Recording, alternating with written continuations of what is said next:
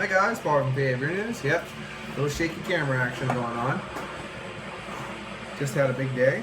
Right now we have the Harviestoun's 30-year anniversary Ola Dubh, aged in Highland Park whiskey, and I believe that means the casks are maturated for 30 years that the ale is aged in. I don't really have anything to set it on. That's sad. I guess there you go. Ale matured in Highland Park whiskey cask, aged in first fill sherry butts, formerly used to mature Highland Park's award-winning 30-year-old single malt Scotch whiskey. Harviestoun's are delighted to release a unique bottling to celebrate 3 decades of dedicated to craft brewing. Please join us in a toast, Schlante, and head brewer. The whole thing, 8% alcohol by volume, brewed in Scotland, bottled on June 13, 96. So there you go. And yeah,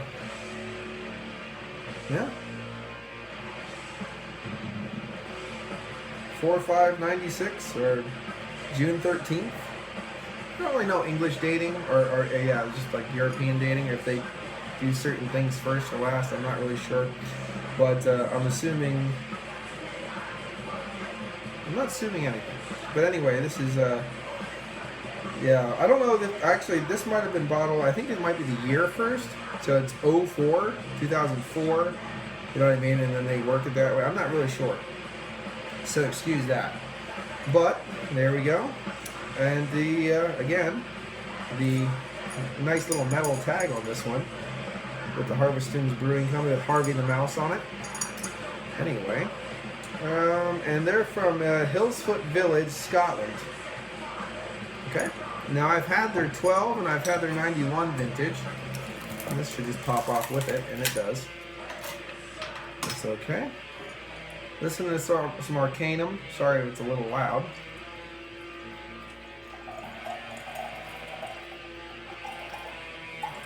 As you can see, I'm trying to invigorate a small little head. The best I got was a soft ring around the glass.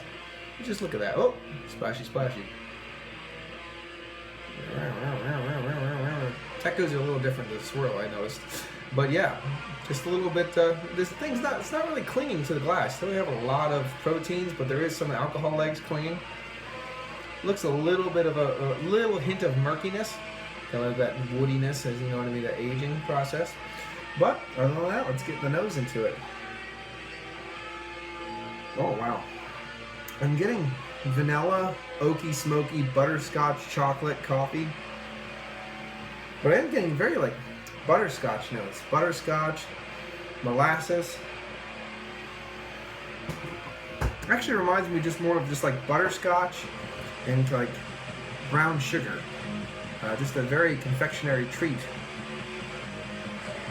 Now you're getting more of that peaty, oaky smokiness. Leatheriness coming through now too.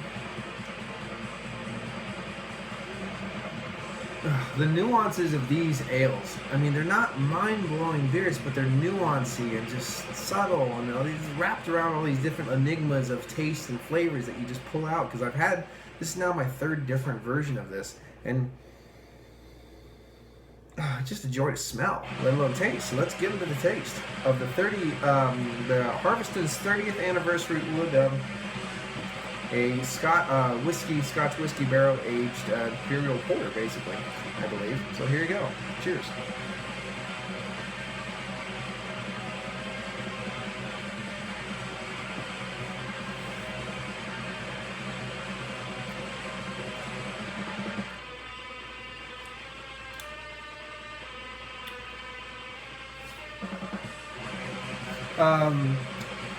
It's a little cold back here, unfortunately.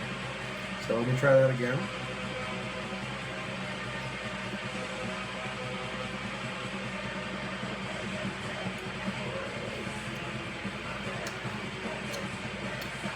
There is definitely the Scotch in there. Subtle hints of it, leathery, oaky, peaty, tannic notes going on there. You have coffees, soft chocolates. You definitely do get some of that soft dark fruit A little bit of that brown sugar molasses note.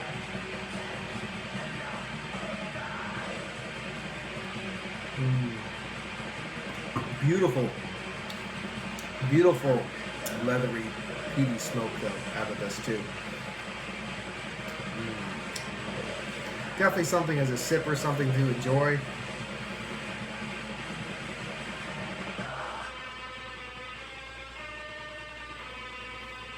It's a little cold for my liking. You know, I can touch it without burning my hands, so it's a little cold for my liking. But other than that, it's still pulling out some nice, nuanced, beautiful, subtle flavors. And these are the flavors that leaves around your palate of those oaky, smoky tones, leather, peat. Hints of just that subtle hints of that butterscotch and molasses tone in the back of the palate.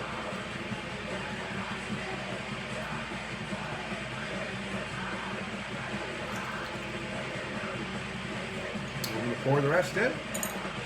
Here we go.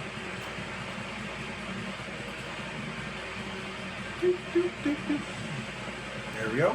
Overall, I would call this a medium body.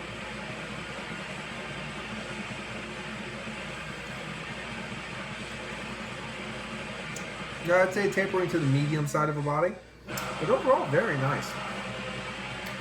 What it doesn't do with that chewiness that you're missing out of some big, you know, imperial porters or imperial style and stuff like that. It leaves a nice coating, lingering flavor of the peats, the smokes, the leather, the molasses, those soft hints of the dark fruits.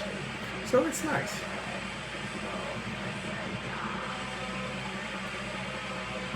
I know, and I think that's what it's trying to do. It's trying to be like that, you know, dark bog kind of an ale, aged in those barrels, and just kind of pulling out those murky tones, and it does it very well.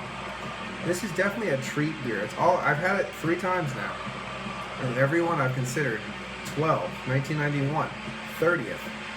They're treats. They're fun to have. They're enjoyable, especially if you like subtle, nuancey ales, English ales. Scotch whiskey, if you like to pull up those subtle flavors of Scotch whiskey.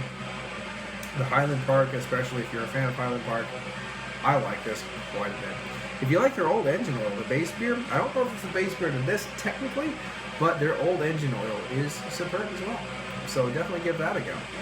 And make your own with Highland Park and all chaos. Oh my God, really? You know what I mean? You can do that. I've had a long day. I'm relaxing with a beautiful beer, listening to some metal in the kitchen. So this has been Paul from PABrewNews.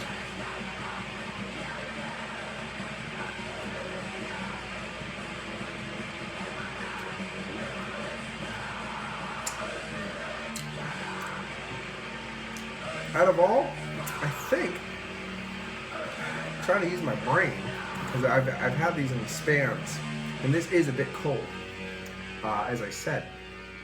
But I think for me, the 1991 is probably the one that sticks out the most for me, if I remember correctly. I'm going to give this one a solid 9 out of 10. It's a very delicious beer. And, you know, I don't know what the price was or anything like that. I don't even know where I got it. I can't even remember where I got it from. Can you believe that? Wow. So if anyone knows where I got this from, let me know so I can thank you if you sent it to me, or if I picked it up, let me know so I can go get some more if they have it. I don't know. I cannot remember. Anyway, this has been Paul from PABrewNews. Cheers.